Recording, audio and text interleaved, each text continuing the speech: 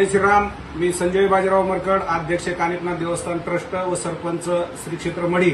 आज 19 तारखेला मढीमध्ये ग्रामसभा झाली। अनेक घरकुल धारकांना या ग्रामसभेमध्ये हा एक निर्णय घेण्यात आला की अनेक घरकुल धारकांना राहण्यासाठी घरं नाहीत। केंद्र सरकारचा मोदीजीचा तो निर्णय आहे की अन्न वस्त्र निवारा ही प्रत्येकाची मूलभूत गरज आहे आणि म्हणून आमच्या गावातील 721 जो गट नंबर आहे, ज्या ठिकाणी कब्रस्तानची 10 गुंठे जागा असताना जवळजवळ 4-5 एकरवर त्यांनी अतिक्रमण केलेलं आहे।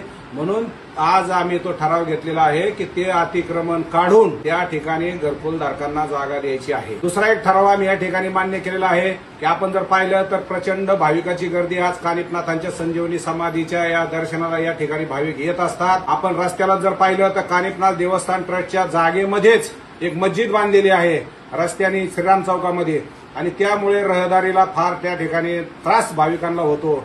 अनेक वेळा त्यांना आम्ही नोटिसा दिल्या की तुमच्या मस्जिदीच्या जागेचे पेपर आम्हाला तुम्ही सादर करा, त्याचं बांधकाम परवाना घेतलाय का नाही ते सादर करा, पण ते कुठलेच नियम पाळत नाहीत। त्यांना कायद्याचा धाक नाही, ते आपली घटनाच मानत नाही पहिली गोष्ट, आणि म्हणून ते कुठलीही माहिती आपल्याला त्या ठिकाणी देत नाहीत।